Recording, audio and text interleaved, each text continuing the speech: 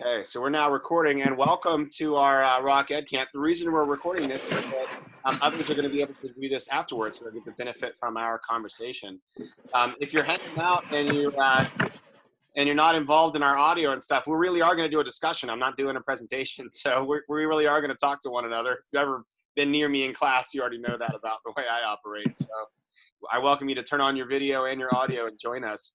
But real quickly, just to kind of get the conversation going, you know, I titled this, What Has Happened to Student-Centered Pedagogy in the Time of Social Distancing?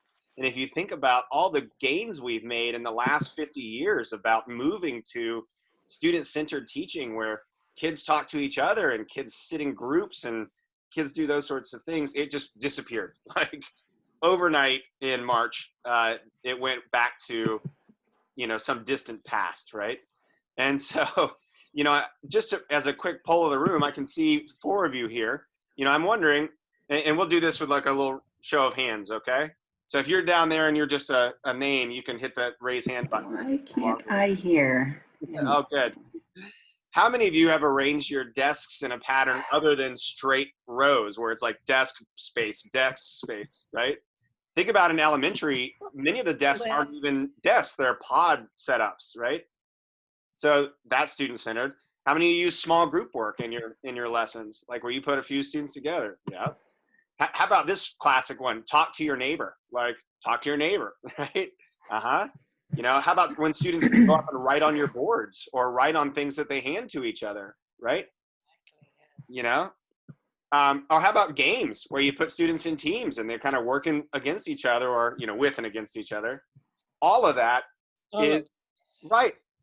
That's the stuff students love. I mean, that's what they love about school. You know, the content itself is kind of secondary to that interaction that they get to have with one another. And so I know if you were chatting with your students this last semester, you know that the thing that they missed most was actually seeing each other and being around each other. You know, they missed you, you're their favorite teacher, but they definitely missed that opportunity to kind of be around each other and get to learning, right? There he is. What's up there, Dr. Jeffress? Hey, figured it all out. What's that? I figured it all out. We're good. All right. We live in Zoom these days, so Zoom is a common space for me, unfortunately. Now, what was, for you all, what were some of the reactions you had from students as you made that shift in the end of the spring semester? What were some of the feedback they gave you about the kind of learning they were doing? I'll go to Garrett first. I'm good at calling on people, so. Oh, okay. Yeah, I had kind of mixed bag of feedback. I had some students that were kind of expressing what you had said, that they missed their peers, they missed hanging out with, you know, their friends, they missed interacting with the teachers. But then I had other students that if I just posted a random question, because I would hide a little question in my Miller's Minutes every day to see who was actually reading it, like respond to this post with your favorite food. But one day I said, like, do you prefer this distant remote learning? And like, I would say it was probably like 60-40. 40% said that they preferred it, mainly because it was easier. You know, it just had a difficulty level. But yeah, it was interesting to get some of those perspectives. Yeah. What about you, Jamie? What kind of feedback did you get? I mean, kind of similar to what Garrett was saying, but my students, the ones that were on like the Google Meets and things like that, were just expressing that they just like miss school, and they were talking about how hard it is to do this stuff at home by themselves or with their parents' help. Like some of their parents don't know how to teach this kind of stuff, which they're not trained in it. So they were just missing the teacher like help. I think in the younger grades, it's just they rely on us a lot, and we weren't there with them the whole day. So that was tough for them. Well, that's a good contrast to have the Millers present, because I can get a secondary and an elementary opinion, right? If you think about secondary education, Garrett, a lot of times those students, because the vision is short-sighted, they see education as transactional. Like I need to get a grade, right? I need to be done. So an easier path to whatever they want, yeah, great. But if you think about the elementary level, where school is really so much more than just a grade. I mean, honestly, I haven't even looked at my son's report card this whole year, right? Because I know no one's saying, hey, he's doing wrong and he's doing well on his tests. So, but it's that interaction stuff but that interaction is still there in the secondary students. They just don't see the need for it as much as the element in that same way, right? The school is the place for that. So we have that as well. How about you, Donna? What was your what was your feedback? You're muted though, so let me go ahead and get you to unmute there. So I did not hear the question because I just got my audio figured out. So I was trying to read lips and it wasn't working very well. But I'm assuming that you're looking for feedback that we got from the students over the remote learning. And that I agree with you on the transactional level with the high school students. My students were great. Once we left the classroom, they were looking to check off the box. Just get it done. Most of them, a lot of them really weren't concerned about their grade. A lot of them knew and heard that it was going to be easy to get an A sort of idea, which was just a little bit on the frustrating side for me. But there was some incentive. So those that did want to work and learn, they could if they wanted to, but it was sort of out of our control to teach in a way. And I added a lot of extra stuff to the program that we were on, the Edgenuity. And what I got a lot from that was frustration. Like the kids felt like, well, this isn't cyber school. This isn't, you're adding stuff to our workload. And they just didn't quite understand that idea. I wasn't really adding stuff. It was stuff that I would have done in my classroom at that time anyway. Right. But comparing themselves to the other students, comparing themselves to the program, they felt like I was adding work. And it was just kind of, it was weird. I think a lot of the frustrations was because we didn't have a lot of time for communication with them. It was like, okay, here you go. This is what we're doing. Go at it. I spent a lot of time sort of explaining the whole platform and the process and what this is and what it isn't. So it happened so quick that I think that the kids left with frustrations. Their parents left with frustrations that just never got remedied. So, it was a Band-Aid. I'm sad that the kids didn't get the experiences, and they are too. From that's a big part of the feedback. And as Jamie said too, they just didn't get the experiences from us being there in that traditional sense. So. Yeah, and one of the things that happens in email communication or asynchronous communication is we don't get any of the nuance we get like this, right? And so it tends to become, almost bullets, like do this, here's this, fix this, answer this question, right? And it loses this back and forth that we can create in here and that you create even more so in the classroom, right? Oh yeah, and my kids, that was another big topic of they do not like to email. They don't like to check their emails. They don't like to respond to their emails. It was a constant chore to like, look guys, this is one of the primary ways that we're going to have to communicate other than, Google Meets. This is where you're going to get your information basically. And they just didn't like that. But what do you do? And how about you? Is it Raula? Am I pronouncing that correctly? Rula. Okay. How about you? There was also, maybe it's a little bit like the elementary versus, because I have like French 1 and 2 at a certain level, and the upper levels, the seniors and the juniors who are a little bit more advanced. So there's a big difference in what their feedback. French 1 were very upset about going on Edgenuity because we didn't have any of the speaking, we didn't have any, it didn't work very well, so we just took it out because a lot of them did not have, their laptops did not use the speech, they couldn't speak, there was no microphones, so we had to take them out. So, which is a very important thing when you're teaching language, that they learn how to speak. They were very frustrated because they're just learning something brand new. And in class, we do a lot of games, exactly that we were talking. Games, I throw the ball to them, they talk to each other, they turn and talk to each other. They couldn't do any of this. Like, so, and I would do Quizlet Live if I had Quizlet, but they didn't want anything extra. They just wanted to check those boxes, like you said. They wanted to get the grades, but they hated it. They did not, they were frustrated. A lot of times I had to pass over certain things. And so really they did not, I don't think they learned very much from it, to tell the truth, like the French 1 and 2. French 3 and 4 was a little different. French 4, my seniors, I had exactly what they would have done in class. I had 3 kids who actually talked to each other all the time, helped each other, talked to me, and they figured it out. And they did, because we were on Google Classroom. So we used what we were using already. I had everything set up online already. So they continued doing what they were doing in class, and they figured it out. So they were taught. They're more mature, they're a little older, and they kept the communication going between them and me. So they were not on Edgenuity, so that was very different. French 3, I had a lot of emails back and forth where they were frustrated because they're used to getting the easy A when it's in class, because I realized like I hold their hand too much. I help them too much. I'm there for them all the time. Every time they had a problem, I was there. And this, depending on themselves, they didn't know how to do it. They were very frustrated. Like, how do we do this? Like, they wanted me to tell them, like the emails, like one girl at midnight, we were emailing back and forth, like, okay, do this. No, then it was like very frustrating for them and me. Well, one of the things that you've actually captured well is elements of self-efficacy, right? So if you think about your French 1 and French 2 students, they're not confident in their French. And so the moment the struggle of the spring hits, they collapse, right?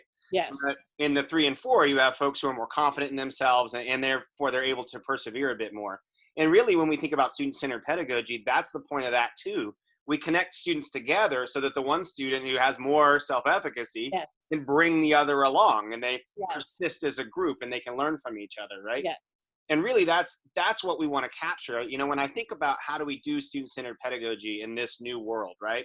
How do we do it if you're in yellow and everyone's wearing masks? Or how do we do it if all of a sudden we need space, right? I saw a great example the other day. Someone was doing a line of kindergartners. You know, in elementary school, we teach them to line up, right? So they took some cones, like orange cones you would use in a soccer practice, and they took 20 of them, and they put them in a normal line about 1.5 feet apart. And you got a 30 or so foot long line, right? And then they put them 6 feet apart, and that line was 120 feet, was stretched all the way down the hallway. 20 kindergartners, right? So just to show how wild that is.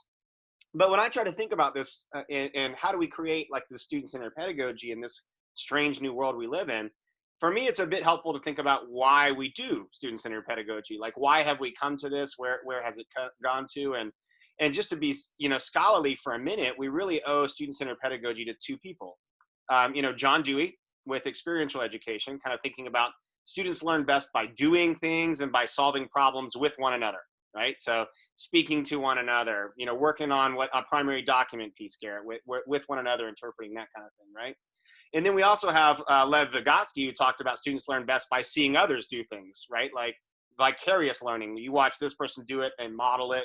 All of our modeling, even when we do direct instruction where we show them how to do something, that's based on that. So we can still create situations where students can solve problems, where they can need each other to do that, or where they can see models and get at those same things that student-centered pedagogy are really trying to get at. And if we're looking for those core elements, we can recreate some of the process. Nothing's going to be like it was back in February until we can not worry about getting folks together, right? So when you think about that, this idea that we want students to work together, we want students to problem solve, and we want students to be able to see models of other students doing things. What practices have you heard of, or did you see maybe even in the spring where students were able to do that? Maybe even in your own classrooms or in other classrooms? Oh, now we're testing my wait time. I think for me, I still struggle with that. I don't know. I don't know how to accomplish that. Mm-hmm. There was no episodes in your class of students working together to solve a problem? Like Jimmy and John didn't like call each other and solve anything? Maybe, but maybe like I didn't realize that was happening. I'm sure that probably was with some of the friends in the classroom, but yeah, I bet it was. Probably neighbors. Yeah. If you had some students who lived in the same little pocket, you could imagine how their parents might have, they still let them play with each other. I mean, my kid plays with the kids in my neighborhood. Yeah. Right?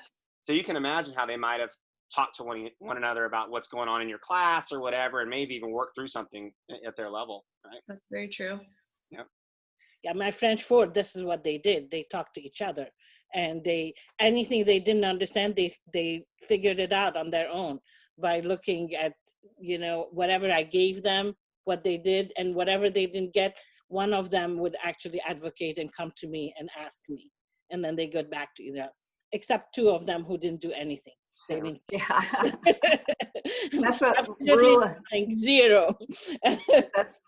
That's like in my classroom and that's basically the problem-based learning that Rula was just talking about. If you give the kids a problem and sort of let them work through it and then come back with any issues or questions, and it's very difficult to do remotely. And it's amazing that your kids, I know who your kids are, the ones that you're talking about, that doesn't amaze me because they are such good students. Yes, they are good kids, like the good kids. Yeah. And that's exactly, the good kids actually thrived. They did it no matter what. Even if they didn't like it, they just kept going. They did what they had to do, and they did it well, the best way they could. Mm-hmm. But they missed that interaction. In a language class, it just. Yeah. Well, not even my weakest students with a problem-based learning or, just a task challenge, to be able to set them up with a more mature and motivated student that may be on top of things, that was such a nice thing to be able to do. If you could put them in small groups and let them work through, it was great. But, out on their own, they were relying, I'm sure, on Google for a lot.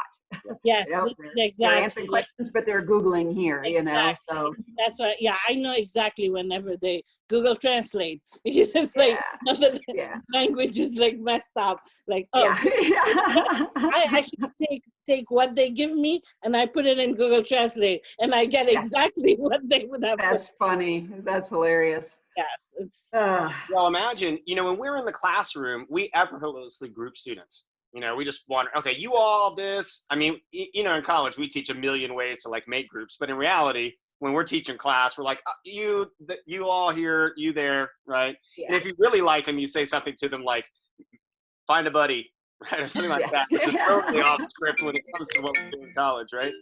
But what the problem with teaching in really distance, like we did in the spring, is you didn't have that natural ability to group. They're alone in the constellation as it is. Now you're going to come back where the students will be in the room again. So you will have some ability to group them again, but imagine what happens if all of a sudden they are in masks because it's yellow or something like that. And then they're having trouble talking to one another, or they're confused by that, or some of their parents get upset and, want them distanced or something like that.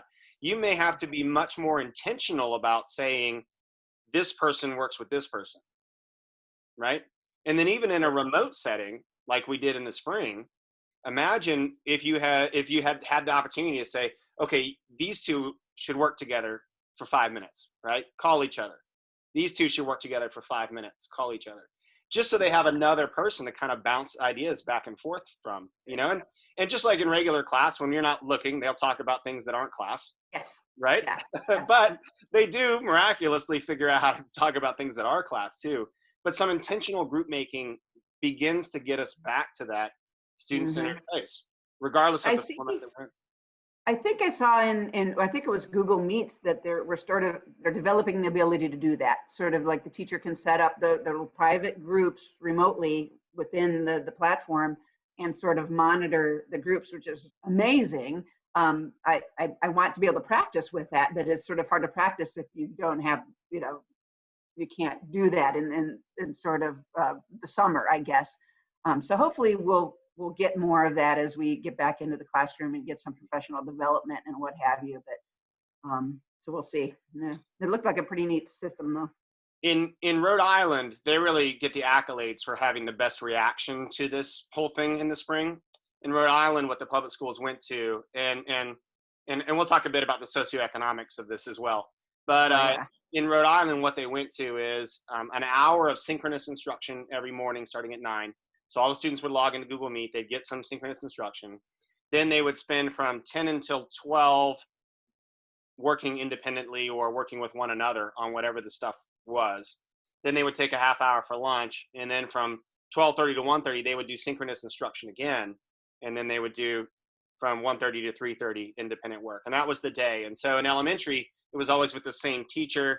In middle school, secondary, it rotated through who had that hour of synchronous instruction at a time. Now, that has a lot to do with socioeconomics of Rhode Island too. It's a wealthier state. There's a lot more technology present. People have the technology to do that, right? And so the parents are home to help the kids stay on that structure. And our students, and as part of the communication, but our students, and I shouldn't say all of them, but there was this overwhelming concept that this was cyber school and the kids could work at their own time. When we as teachers, and myself included, I know a couple of us, we had some class time, some sort of asynchronous. Look, everybody's got to meet at this class time, and they did not approve of that. Did not like that. This is my daughter's trying to work. She can do this material tonight at midnight, whatever. You can't force my daughter to be here at a certain time. I'm like, yeah, we can. And there was a large group of kids and parents that were under the impression that was the case. So, and again, part of it is sort of the lack of communication at the beginning, sort of leaving it open to interpretation and whatever. But I love that idea. I think the kids really needed that structure, that time where this is the time we're going to sit and talk together. We're going to be together here. So Rhode Island did a good job of that. And again, if it's just communication, I think that's what it boiled down to. Technology. I think the technology, was the other thing that, there absolutely several kids on one computer, and how do they do that? Because we had to, provide to certain families, we had to wait until they get the internet, until they got this, and then it was cutting off. So there was like a lot of that. I teach online private students, so I talk to a lot of kids from all over the States. So I know a little bit how it went in different areas. And I agree with you, Jason, that everyone that had this meet on Zoom in the morning or whatever they used, and then they had to do their somewhere, that really worked. All those students were actually happy. Some of them did not like waking up at a certain time, but a lot of them had 2 sessions a day, and they had like classes like, okay, or maybe this day we have French, this day we have math, this day, so they had 2 classes every other day or something. So they had this meet, and I think this makes a huge difference. Like if I had to do this again, I would do it totally differently. I would have definitely meeting with my students at least 3 times a week, in person to do things. Well, the other thing that happens when you have a synchronous meeting, whatever is possible, right, is that you ground the students.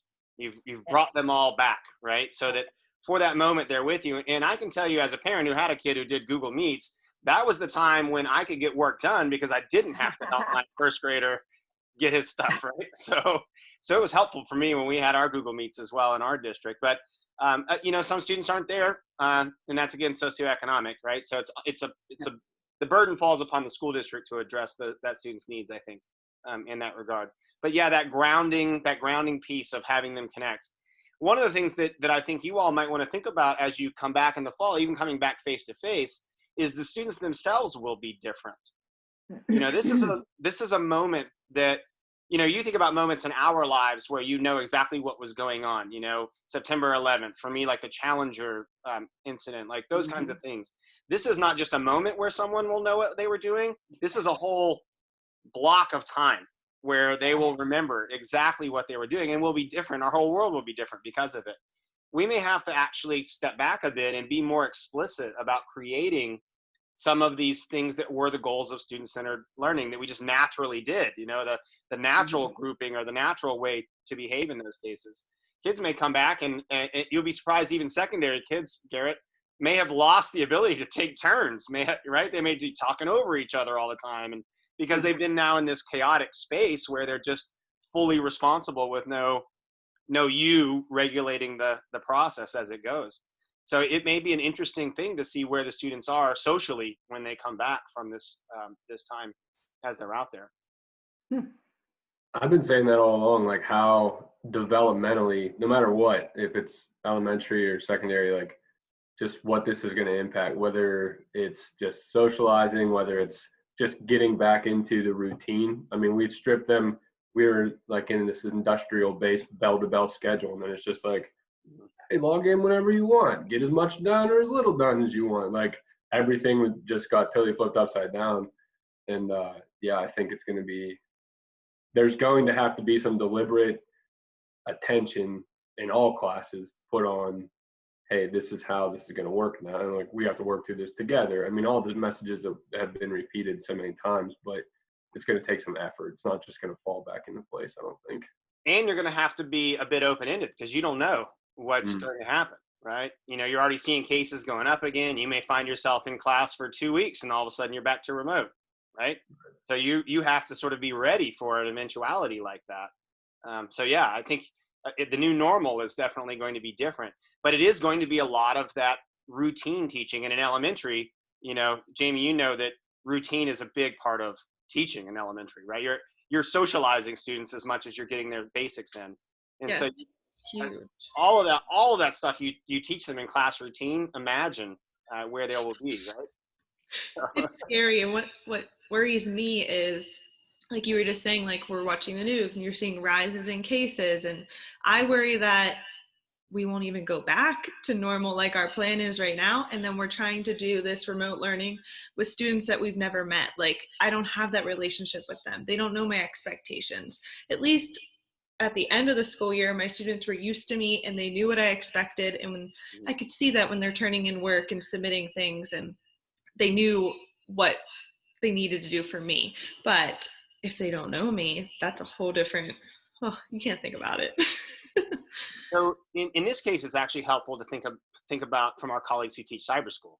You know, we have a lot of folks who like have graduated from Slippery Rock and they teach at PA Cyber or distance leadership or whatever the billion cyber schools are in Pennsylvania, right? And so they were like, oh yeah, we got this, no problem. Like we've been doing this forever, you know, and really what they build a lot on are small group interactions and one-on-one talking to students, right? Whether that be, the most basic version is a chat. So email is just too distant. It just feels too far apart. There's no tone in email. So you say one thing, you're trying to be efficient. They read it as you're mad or something. You know how that goes. So what they do at the most basic level is they will chat, right? Or they will meet like this, right? Or they will call, and just to get the tone and the feel for who that person is, you know, the inflections in their voice, that kind of stuff. Because then when you email, they can actually pick up, they can feel you in that, right? But they do a lot of small group stuff, a lot of partner work. You see a lot of times in cyber school where two kids are working together on something. All the good cyber schools, I don't think there's such thing as a good cyber school, but all the good cyber schools engage in synchronous time together, like we were talking about here. They do have synchronous moments where students need to be, and it's like about grounding them, getting them together, that sort of thing. But it all, again, comes back to the original parts, right? How do we create problem-solving experiences for students? How do we get them to work with each other? And how do we get them to see what others are doing? The modeling part, you know? So that's another part where it's going to be really important. One of the things that's in this new environment, it's going to be a tendency for teachers to be a bit more teacher-centered, right? Because you're trying to control the chaos of the new space. You want to direct it and keep it orderly. And it's easy for us to then take that and be more teacher-centered in that space. But it's going to be so vital to get students to be in the lead at times too, right? To get them to show off their work, to get them to lead discussions, to get them to do those things that they were doing a bit more effortlessly before this happened. So they can keep getting the gains from that as well, whether we're in person or online. Yeah, I think we should, a big thing that we should teach them is actually to be self-responsible. And because this is what they were not able to do. I don't think they were ready to, like some of them were, but some of them did not. They felt like, okay, I'm on my own, I do whatever, and then they didn't do the work. And this is something that we need to teach them when we go back. Like if you had to go back, how responsible should you be? How should you manage your time? Managing their time is something that we need to teach them, because a lot of them don't know how to do. And at the elementary level, it is a lot on the parents to help their kids. And a lot of those parents have to work and they don't know how to do. I know my granddaughter lives with us, with her mom, and they were like, it was chaotic, but they're in Pine Richland, and Pine Richland, they had to meet like the elementary. So she's in first grade, and she had to meet with only the girls. They would meet, they had to read to each other, they had to do certain things like they would do them in class. So it was a lot on the parents because they had to manage that time where they can have her get there. They had to wake up with her in the morning so she could do the work, and she was resistant. I want to sleep, I want to stay up late. It's very hard, but also it's Pine Richland, and it's different than Slippery Rock. And the parents aren't, we have helicopter parents, and they're all wanted to do that. And Slippery Rock is very different. So it just like, I don't know, but I think, yeah, it is important. If you have new students, you need to meet with them. You need to do that, getting to meet those kids and talk to them. And it's funny. I knew a lot of people who wish they could work from home until the opportunity showed up. And now I don't hear anyone say, gosh, I really want to work from home. So that myth just got busted in this thing. But you're absolutely right. And what that does is it creates a classroom community. And that's really, I think, what's important about forging our pathway forward is still kind of creating that classroom community. The best example of classroom community is when, and we've all had this experience, you have a student in your class who's great, like they're just a rock star in your classroom, and you hear other teachers talking about that kid like that kid's crazy, right? Like, and it's like, we talking about the same kid, right? And the reason they're doing that is that you have created a classroom community where the kid thrives and they love it in there, they want to be in there, and they seem like this great student, and then to somebody else, the community just doesn't mesh with them or whatever, right? Building that classroom community is really, I think, the key here. Whatever our format is, getting the students together as their own community, right? A cluster of, 30 students or 20 students, depending on what level you're at, that are a community, and building that community. So what do you think are some things we can do? You're going to have a moment with them face to face, and then we'll see what happens, right? So boy, even if it's just 2 weeks, imagine how vital those 2 weeks will be in creating the community in case something goes haywire, right? What kind of things do you think we might be able to do? And we don't want to be hokey, like here's your icebreaker game or whatever. Like, what can we do to actually create that classroom community where if something happens and students have to go remote, that community can kind of be established. They'll want to meet synchronously. They'll want to talk to one another, that sort of thing. What ideas do you kind of have in mind there? I kind of like the hokey icebreaker games. Yeah, we all do that. So don't. Yeah, that will be those first couple days when we just kind of do something that, it's not science. It doesn't require a whole lot of deep thought, but it'll be a way for us to get to know each other. And I will still utilize that in the hopes that, we might not get an open house, we might not get a tour, or the kids might not get a tour and meet us. So whatever we can do in those first couple of days to establish those relationships is going to be huge, and from 6 feet away. So it's be nuts. Some of the classics like telephone, imagine now you're going to be breathing right in someone's ear. Probably won't work. The thing where we used to like toss something to each other back and forth, that's probably not feasible. Gone. So we have to invent some new versions of that. Some miming, something, I don't know. Yeah. Yep. What other things can we do to build some community in the classrooms as we go? I think just, can't think of an activity or something off the top of my head, but just like coming up with something where they learn to kind of rely on each other and how working together helps them get to the solutions quicker. So like if they're working at home and they are struggling, they say, oh, maybe if I join the Google Meet, I'll work together and we'll get this done a lot quicker and easier, and it'll feel better by just being with my classmates. So just teaching them that we're all a big team, something along those lines, if that makes sense. Yeah, and Jamie, because of the level you're at, you might want to spend a little bit of time thinking about classroom buddies early on, so that if they do go remotely, you already have in your mind who you might assign to work with who, It's a great idea. Yeah. So that they can have that ready to go. And then even if you're not remote, they have a classroom buddy. So, yeah, there we go. what about you, Garrett? I don't know. I'm just, you're like catching me off guard here. I Always do feel that. like I've been doing that to you for 8 years. I feel like kind of like Jamie said, like give them something. First of all, give them some time to feel comfortable expressing whether it's their frustrations or just kind of letting it lay all out there of like, hey, your world got flipped upside down too, and like let's talk about that. I think from a social studies perspective, I'm going into the year not only with this quarantine mentality and trying to think of teaching that way, all of the racial tension and things like that are going on, like I want to put that at the forefront as well.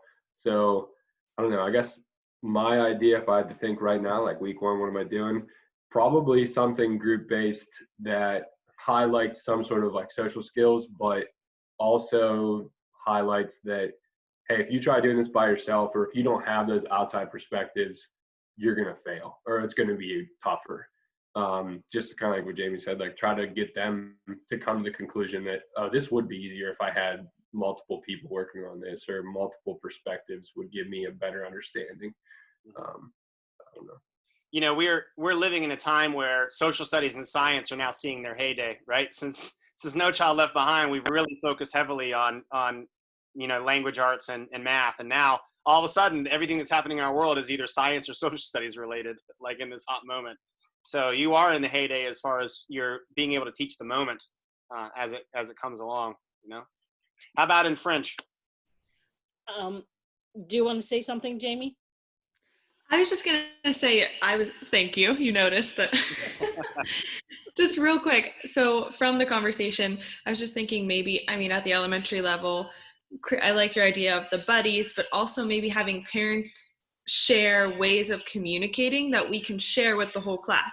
Like you can get a hold of Jamie by calling this number, or FaceTiming this number, or text first, and we'll see, like just having those open communication that the parents share and say, yes, you can share this with other classmates.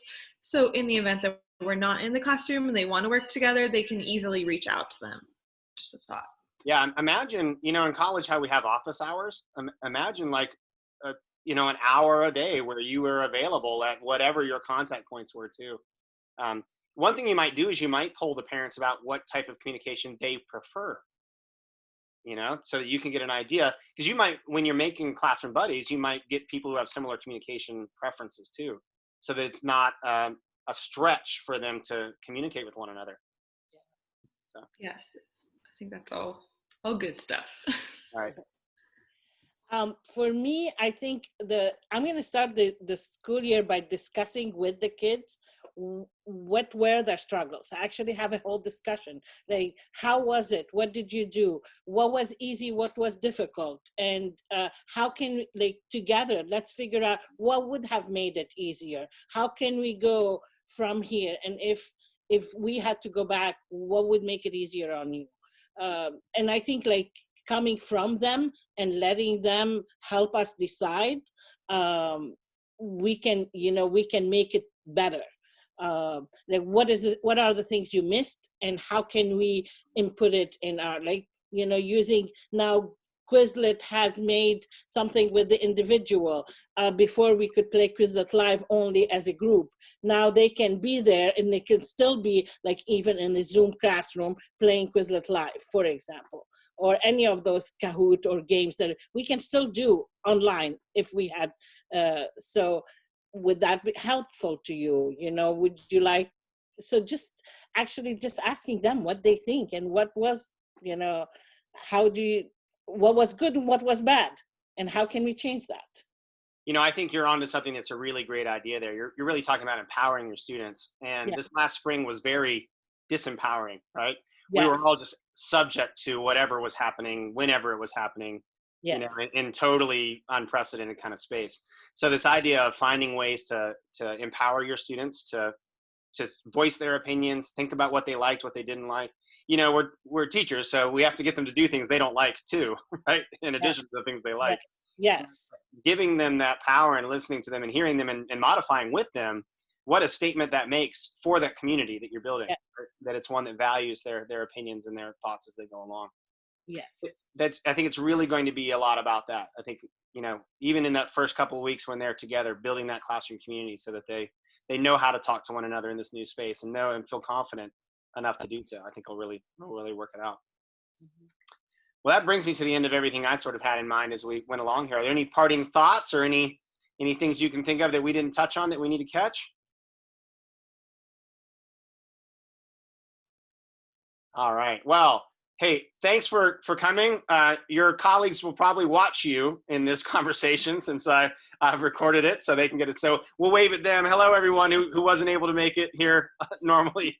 And I just want to wish you all the best of luck going forward in this new piece. We're always available. We're right across the street or one Zoom away. So please don't feel hesitant about reaching out if you need anything resource-wise or anything like that. We're going through the same stuff, so we don't have all the answers, but we do like to talk about it. So we're happy to do that too. And just enjoy what's left of the summer. This fall is going to come fast, and it's going to feel strange. So take a moment and be well, so that when it comes, you're ready for it as it comes along. All right. Thank you, everybody. Thanks a lot, Thank Jason. You got it. Thank you. Nice to see you all. Likewise. Have a great day.